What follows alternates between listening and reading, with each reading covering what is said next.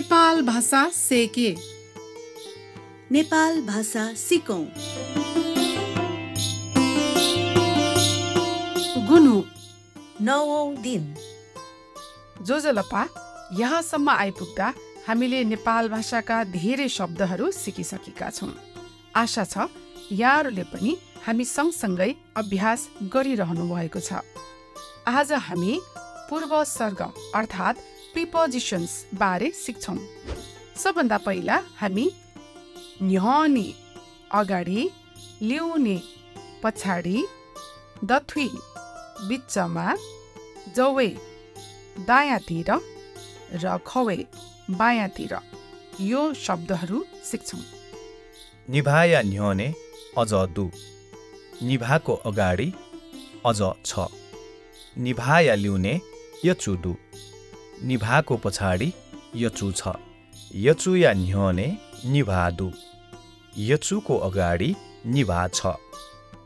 यचुया ल्याउने मतिना दु, यचुको पछाडि मतिना छ। मतिनाया न्याउने यचु दु, मतिनाको अगाडि यचु छ। अझ या ल्याउने निभा दु, अझको पछाडि निभा छ। अझ या ल्याउने निभा यचु व मतिना दु, अझको पछाडि निभा यचु र मतिना छ। मतिनाया न्याउने यचु निभा व अझ दु, मतिनाको अगाडि यचु निभा र अझ छ। जी यचु, जिगो जवे निभा दु, खवे अझ दु। म यचु, मेरो दायाँतिर निभा छ, बायाँतिर अझ छ। जी अझ व निभाया दथुई दु, म अझ र निभाको बिचमा छु। जी निभा, जिगो न्याउने अझ दु। म निभा, मेरो अगाडि अझ छ। जिगु ल्याउने यचु दु, मेरो पछाडि यचु छ। जी अझ व यचु या दथुई दु, म अझ र यचुको बिचमा छु। जी अझ, जिगु जवे निभा दु, खवे यचु दु, म अझ, मेरो दायाँतिर निभा छ, बायाँतिर यचु छ। जी यचु व निभाया दथुई दु, म यचु र निभाको बिचमा छु। अब हामी स्वे माथि, क्वे तल, द्योने माथि र तले मुनि शब्दहरू प्रयोग गर्न सिक्छौँ। ए या क्वे बी दु, ए को तल बी छ। बी या क्वे सी दु, बी को तल सी छ। सी या क्वे डी दु, सी को तल डी छ। डी या क्वे ई दु, डी को तल ई छ। ई या च्वे डी दु, ई को माथि डी छ। डी या च्वे सी दु, डी को माथि सी छ। सी या च्वे बी दु, सी को माथि बी छ। बी या च्वे ए दु, बी को माथि ए छ। वो सीमा ख, त्यो रुख हो। सीमा या क्वे मचा त दु, रुखको मुनि बच्चाहरू छन्। सीमा या च्वे झङ्ग त दु, रुखको माथि पंक्षीहरू छन्। अन सफु त दु, त्यहाँ किताबहरू छन्। छगु याउँगु सफु, छगु वाउँगु सफु व मेगु मासुगु सफु। एउटा रातो किताब, एउटा हरियो किताब र अर्को पहेँलो किताब। याउँगु सफु या तले वाउँगु सफु दु, रातो किताबको मुनि हरियो किताब छ। वाउँगु सफु या तले मासुगु सफु दु, हरियो किताबको मुनि पहेँलो किताब छ।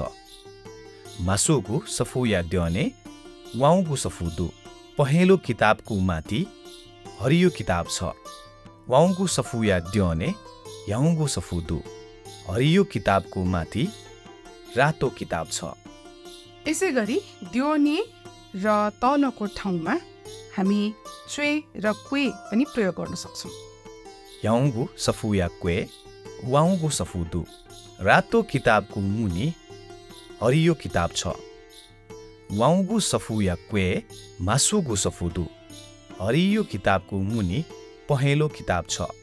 मासुगु सफु या च्वे वाउँगु सफु दु। पहेँलो किताबको माथि हरियो किताब छ। वाउँगु सफु या च्वे याउँगु सफु दु। हरियो किताबको माथि रातो किताब छ। यसै गरी अब हामी दुने भित्र र पिने बाहिर प्रिपोजिसन्सहरू प्रयोग गर्न सिक्छौँ। इपी झङ्ग तख यी पंक्षीहरू हुन्। छम झङ्ग पन्ज या पिने दु। एउटा पंक्षी पिजडाको बाहिर छ। छम झङ्ग पन्ज या दुने दु। एउटा पंक्षी पिजडाको भित्र छ। हाकुम झङ्ग पन्ज या पिने दु। कालो पंक्षी पिजडाको बाहिर छ। हाकुम झङ्ग को ख। कालो पंक्षी काग हो। तुयुम झङ्ग पन्ज या दुने दु। सेतो पंक्षी पिजडाको भित्र छ। कोठा दुने मस्त दु। कोठाभित्र बच्चाहरू छन्। कोठा पिने मा अबुदु। कोठा बाहिर आमा बुवा छन्। बाकसे दुने सिसा बुसा दु। बाकसभित्र फलफुल छ। बाकसे पिने बल दु। बाकस बाहिर बल छ। थौ सेकागु खङ्गोत। आज सिकेका शब्दहरू म्योने अगाडि, ल्युने पछाडि, दथ्वी बिचमा, जवे दायाँतिर, खवे बायाँतिर, च्वे माथि, क्वे तल, तले मुनि, द्योने माथि, दुने भित्र, पिने बाहिर, छगु एउटा, छम एकजना, मेगु अर्को, पन्ज पिंजडा, मस्त। बच्चाहरू। आज सिकेका शब्दहरू सदाझै वाक्यमा प्रयोग गर्ने अभ्यास गर्नुहोला। स्वागत।